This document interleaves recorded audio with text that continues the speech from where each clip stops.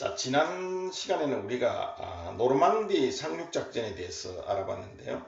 이제 노르망디 상륙작전을 통해서 연합군이 이제 독일군의 서부 방벽으로까지 이제 추격을 한 상황이죠. 그 이후에 이제 마지막으로 독일이 완전히 패망하는 그런 단계에 이제 우리가 오늘 논의를 한번 해보고자 합니다.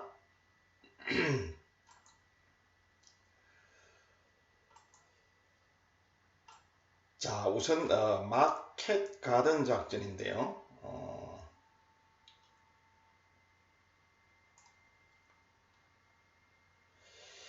이 마켓 가든 작전은 1944년 9월에 이 연합군의 대부대가 서부 방벽에 도달할 무렵에 아이젠하워 장군은 연합군의 계속적인 공세가 북쪽에서 더욱 강력하게 취해져야 한다는 입장을 지지하였습니다. 이것은 우리가 앞에서도 이미 이야기를 했던 바와 같이 보급난 해소를 위한 엔트워프항의 개항과 그리고 네덜란드에 있는 V 로켓 기지의 제거라는 과제 외에도 서부 방벽을 돌파함에 있어서 지세가 험한 남쪽보다는 방어망이 비교적 약한 북쪽으로 우회하는 쪽이 유리할 것이라는 판단에서 나온 조치였습니다. 자, 연합국이 현재 보급난 해소를 위해서는 여기가 엔트워프 항인데요.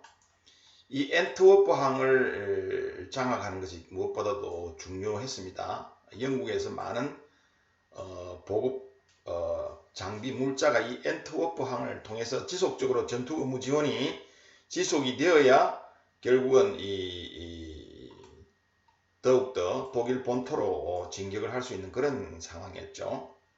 그래서 이 남쪽 지역은 독일군의 방어가 견고했기 때문에 상대적으로 이 방어가 약한 이 북쪽 지역을 이제 공격을 할 그러한 계획을 세웠던 것이죠.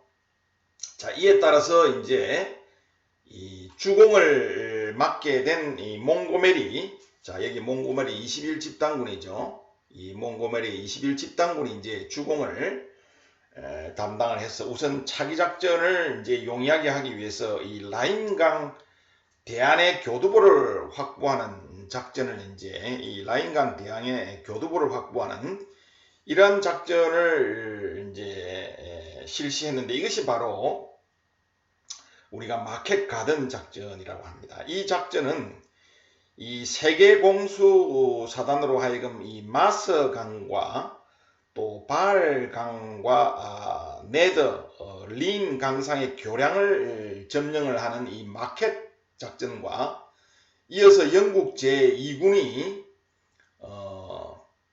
점령된 교량을 통해서 신속하게 북상을 함으로써 이미 교량을 점령한 점령 부대들하고 이렇게 연결을 하는 이러한 그 가든 작전의 결합체가 바로 마켓 가든 작전입니다.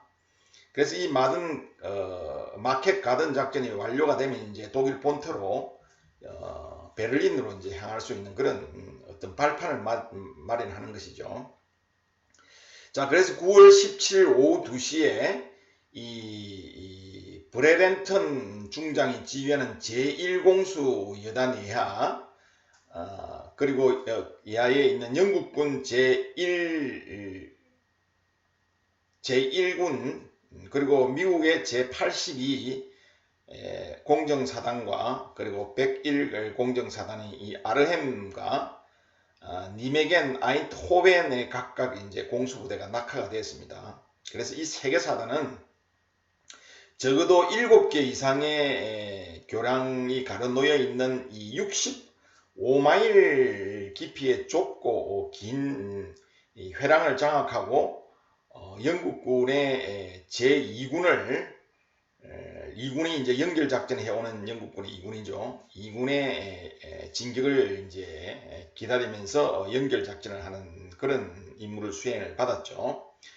이 공수 낙하는 완전한 기습적으로 실시가 되었습니다. 이 아인트호펜의 미 제101 이 공정사단과 또 니메겐이 지휘하는 제82 미국의 제82사단은 그런대로 부여된 임무를 달성을 하고 이미 17일 오후 2시 30분부터 북상을 개시했던 이 영국군 제2군과 합류하는 데 성공을 했습니다. 그러나 이 영국군 제2군의 진격은 이 독일군의 필사적인 저항과 또 파괴된 교량 때문에 이 니메겐에서 지연이 되고 마침내 아르햄 바로 전방에서 영국군 2군이 진출이 저지가 되고 맙니다. 또 다른 한편으로는 이 아르햄에 투하된 영국군 제1사단은 이 목표 지점으로부터 너무 멀리 분산되어 있어서 아르햄을 점령하지 못하고 영국군 제2군과 연결에 실패했을 뿐만 아니라 불운하게도 마침 그 지역에서 재편성 중이었던 독일 9SS 기갑군단의 강력한 반격으로 괴멸을 당하고 말입니다. 이 당초에 투하되었던 약 10,000명 가운데서 9월 25일 이 밤부터 이튿날 새벽 사이에 탈출하는 인원은 불과 2,163명 뿐이었고요. 나머지는 1,130명이 30명이 전사를 했고 포로가 6,540명이 포로가 되었습니다. 독일군은 작전 기간 중 그들의 독일군의 손실은 약 3,300명으로 추산이 되고 있습니다. 결국 제2차 세계대전 중에 최대 규모의 공수작전이었던 이 마켓 작전은 이로써 이 가든 작전과 함께 실패로 끝나고 말입니다. 독일군 한가운데로 65마일이나 뻗친 회랑을 그것도 수많은 하청과 교량을 덧붙여서 고수한다는 것은 애당초에 좀 무리한 계획이었는데요. 그 밖에도 공중지원이 여의치 못해서 계속적인 어떤 여의치 못했고 또 일기가 기상이 나빴고 그리고 독일의 제9SS 기갑군단의 출현 등으로 인해서 이 마켓 가든 작전은 실패를 하고 말았던 것이죠.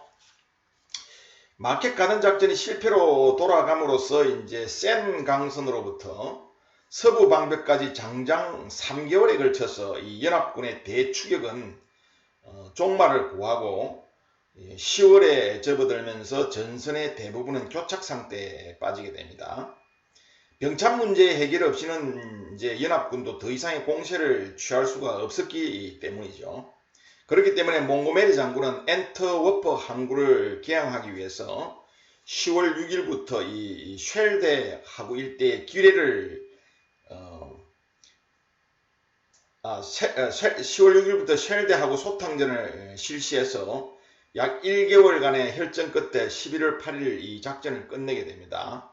그러나 아직도 이 쉘데하고 일대의 기뢰를 제거해야 되었기 때문에 이 엔트워프 항은 11월 26일에 가서야 겨우 제 기능을 발휘할 수가 있었던 것이죠.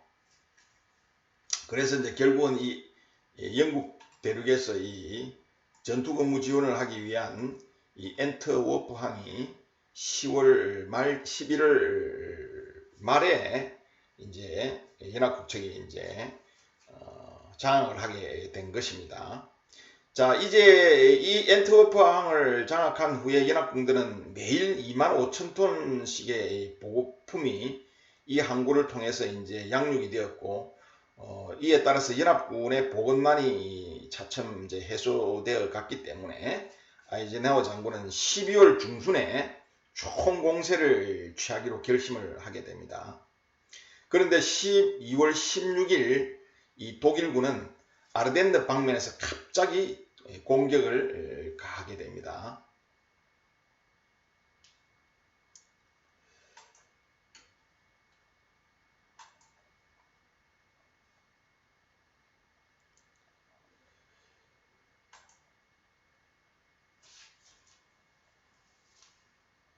자, 다음 우리가 이 소위 독일의 아르덴느 반격 작전에 대해서 한번 논의를 해보고자 합니다.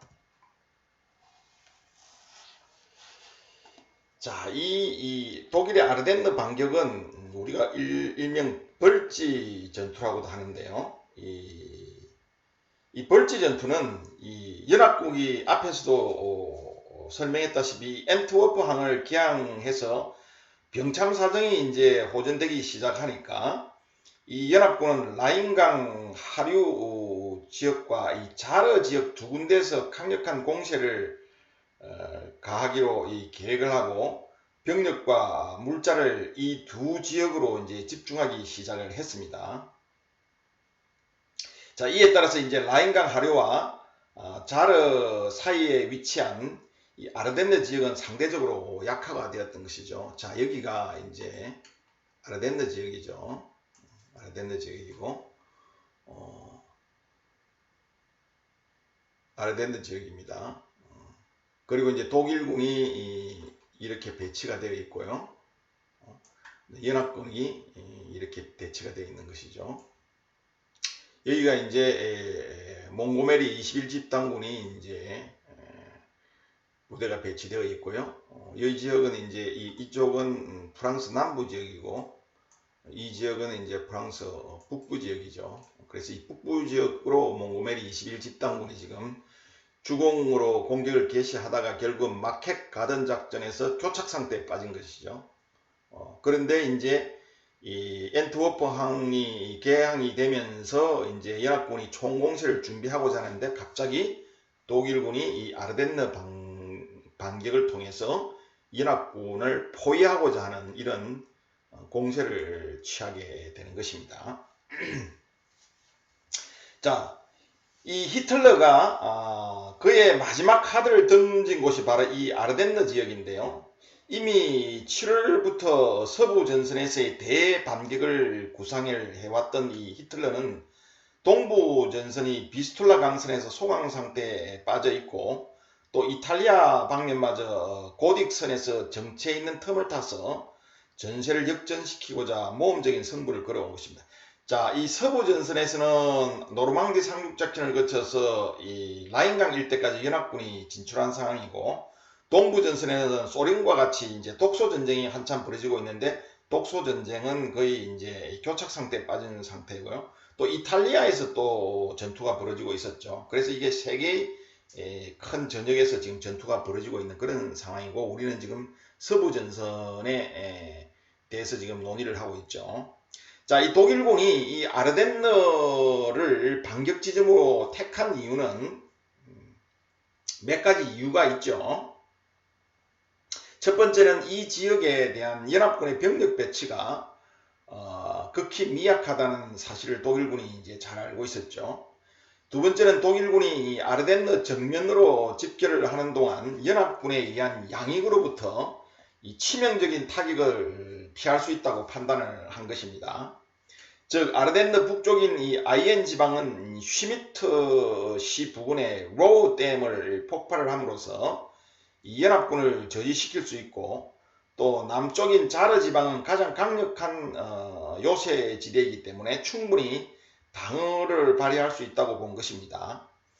세 번째 이 아르덴느를 독일군이 공세 지점으로 택한 이유는 아르덴느 지형의 지형이 비록 험하다고는 하지만 1940년 전역의 경험으로 보아서 대부분 기갑작전이 가능하다고 판단한 것이죠. 우리가 아르덴느를 통해서 프랑스로 진격했던 그 독일군의 정격전을 이야기하는 그 당시 40년 상황을 말하는 것입니다. 이미 독일군은 아르덴느를 통해서 프랑스를 침공하는 데 상당한 초기에 성공을 거두었던 바 있죠. 그래서 이러한 경험을 통해서 비록 지세가 험하지만 아르덴느로 독일군의 기갑부대를 투입할 수 있다고 이렇게 판단을 한 것이죠. 자, 네 번째 이유는 아르덴느의 무성한 살림은 가장 두려운 존재인 연합군 공군으로부터 은폐 여건을 제공해 줄 것으로 판단을 했기 때문에 독일군은 이 아르덴느를 반격 지점으로 선택을 했던 것입니다. 그래서 독일군은 11월 중으로 아르덴느 동쪽인 이 아이펠 삼림 지역에 이 두 개 기갑군과 두 개 야전군으로 편성된 총 25개 사단을 집결을 시켰습니다. 독일군의 이 작전 개념은 아르덴을 돌파한 후에 서북쪽으로 진격을 해서 엔트워프를 점령함으로써 이 바스토뉴, 브라셀, 엔트워프를 연결하는 선 이북의 연합군을 차단 섬멸한다는 계획이었어요. 그래서 그 구체적인 이제 공격 계획으로 우리가 주공인 제6기갑군, 자 여기가 주공이죠. 6기갑군이 여기 있습니다. 이 주공이 이제 여기가 아르덴느 지역이죠. 아르덴느 지역이고요. 그래서 이 주공인 제6기갑군은 리에즈 서남쪽에서 메저강을 도한 뒤에 엔트워프로 진격을 한다는 그런 계획이었고요. 이런 계획이었죠. 계획이었고, 그리고 조공인 제5기갑군은 여기 5기갑군이죠. 5기갑군. 여기가 이제 5, 6기갑군의 전투 지경선입니다. 이 모델의 비집단군 이하의 5, 6기갑군이죠. 그리고 당시에 총사령관은 룬드시테트였습니다. 독일 서부 국방군 총사령관이 오비웨스트의 사령관이 룬드시테트였죠. 자, 그래서 이 독일군은 6기갑군을 주공으로 해서 리에즈 서남쪽에서 이 메저강을 통한 뒤에 엔트워프로 진격을 하고요. 조공인 이 5기갑군은 주공의 왼쪽을 엄호하면서 병행 전진하여 이 나무르를 경유해서 브뤼셀로 향한다는 계획이었습니다. 그리고 제15군은 제6기갑군의 우익을, 여기 15군이죠. 오른쪽 15군이 이제 주공의 오른쪽을 담당을 하고요.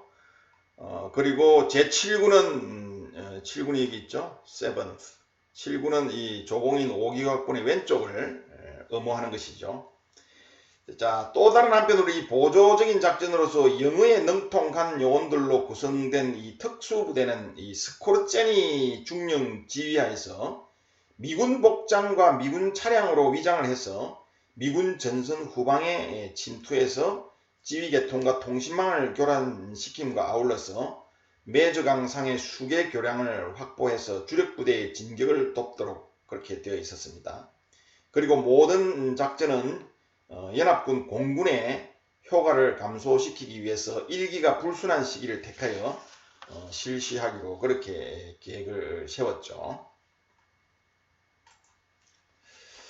자, 그래서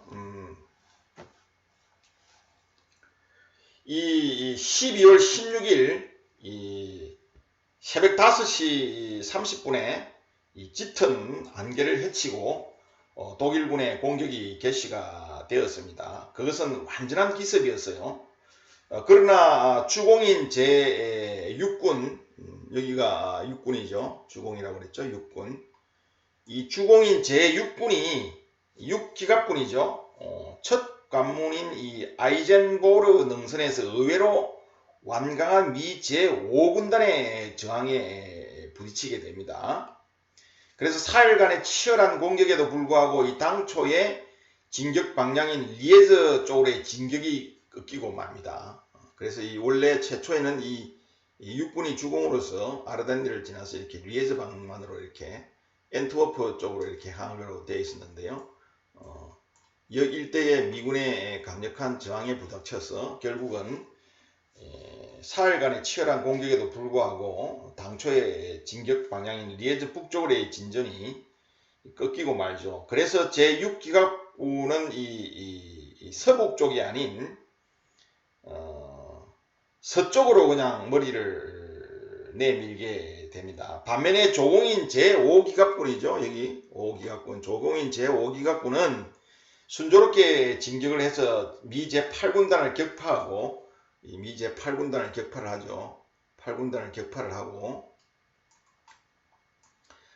서쪽으로 물밀듯이 밀어 닥쳤습니다. 자, 연합군은 이 처음에 독일군의 공격을 이 위력 정찰 정도로 생각을 했어요. 그래서 16일 하오에 이르러서 이 사태가 심상치 않음을 인식을 하고 즉각적인 조치를 취하기 시작했습니다.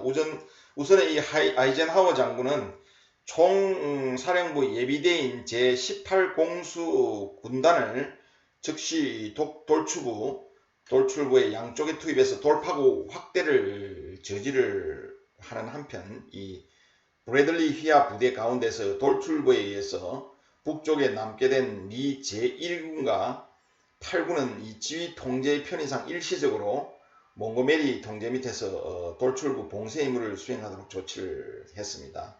아울러 패턴에게는 현 위치에서 북쪽으로 방향을 바꾸어서 돌출부의 남쪽면을 강타하도록 명령을 했습니다. 자, 패턴은 여기 이제 3군이죠. 패턴의 3군은 남쪽에서 지금 공격을 하고 있었고요. 여기 브래들리 장군을 지휘하는 집단군이고요. 당시 아이젠하워 장군이 연합군 서부 방면 총사령관이죠. 그리고 주공인 북쪽에서 몽고메리 장군이 주공이 지휘를 하고 있었고, 몽고메리 장군 휘하에 1군과 또 여러 예하 군들이 배치가 되어 있죠. 자, 어쨌든 이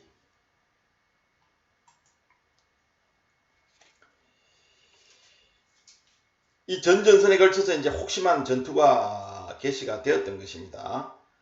특히 교통의 요지인 이 생비트와 이 바스토뉴에서의 혈전은 쌍방간의 사활을 건 긴 싸움이었는데요. 이 두 지역은 마치 이 제방을 무너뜨리고 밀어닥치는 그 경류 속에서 버티고 선 이 바위돌처럼 공격해오는 독일군의 물결을 분쇄를 하게 됩니다. 자, 21일에 가서야 이제 함락된 이 생비트는 독일군의 시간 계획을 완전히 흩어놓았고요. 바스토뉴는 끝끝내 고수되어서 독일군 돌출부 내 단단한 쐐기를 이루게 됩니다. 결과적으로 독일군의 돌파구는 이 원추와 같이 압축이 되었고요. 그 원추의 첨단은 메저강에 연한 디낭 3마일 전방에서 마침내 뭉그러지고 말게 됩니다. 이렇게 원추 모양으로 독일군의 돌출부가 이렇게 돌출부가 그렇게 크게 확대되지는 못했죠.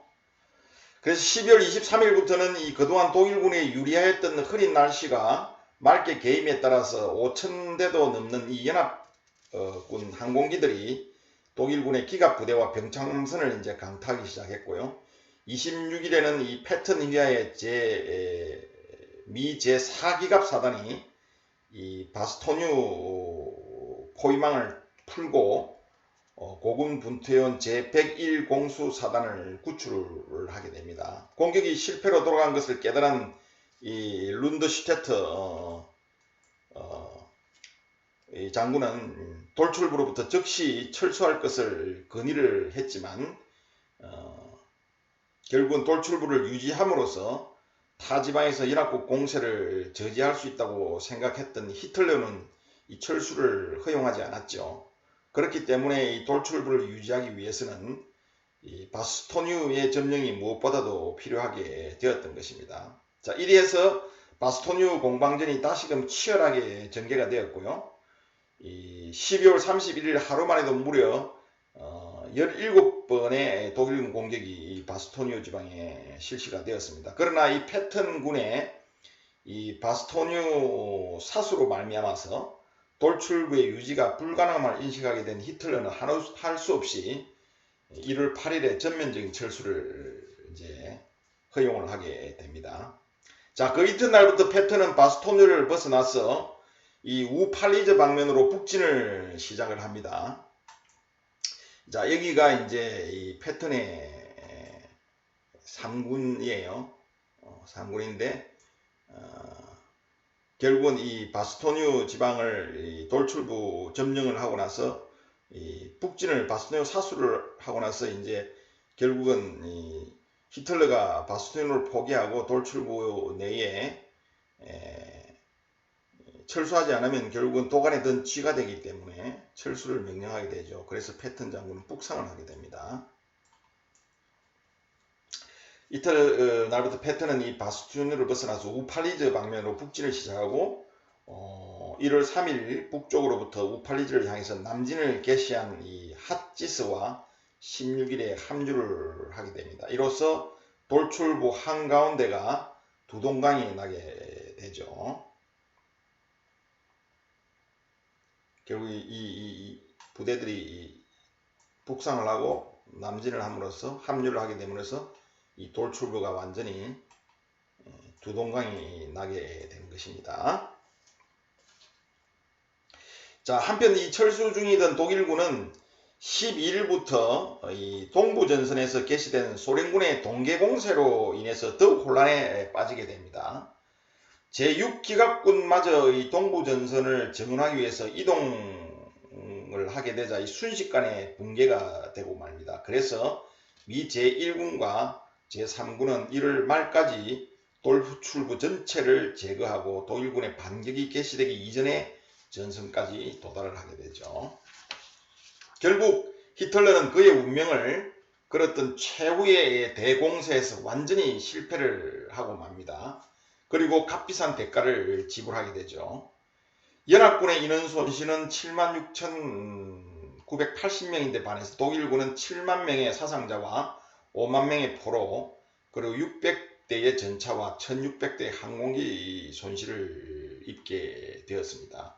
이로써 독일군의 예비대는 완전히 소진당했을 뿐만 아니라 이 회심의 일격이 무의로 끝남으로써 이 독일 전체가 받은 충격은 절망 바로 그 자체였습니다. 이처럼 혹독한 대가로 독일군이 얻은 것이라고는 단지 연합군 전선을 60마일 정도 침투했었다는 사실과 연합군의 진격을 6주일간 지연시킨다는 것뿐이었죠.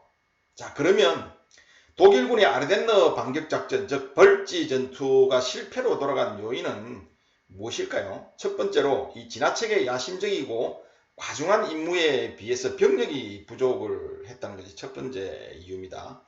두 번째는 유류나 기계화 부대의 각종 부속품 그리고 수리공, 정비병들이 부족했습니다. 세 번째는 제공권이 연합국적에 있었고요.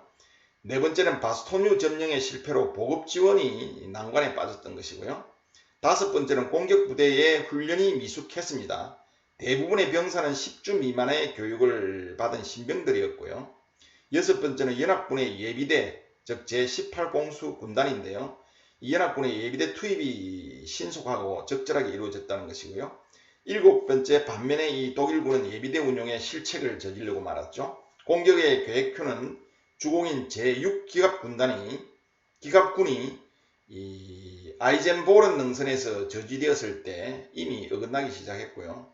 따라서 그 룬드슈테트와 모델 장군은 예비대인 제2SS 기갑군단을 보다 순조롭게 진격하고 있었던 제5기갑군단 쪽에 투입하고자 했지만 예비대는 최초 계획을 고집했던 히틀러에 의해서 제6기갑군 쪽에 투입이 되었고 결과적으로 일말의 희망을 보여주던 조공마저 좌절에 빠뜨리고 말았던 것입니다. 이렇게 해서 이 독일군의 처절한 몸부림은 종말을 향해서 한 발 한 발 다가가고 있었던 것이죠.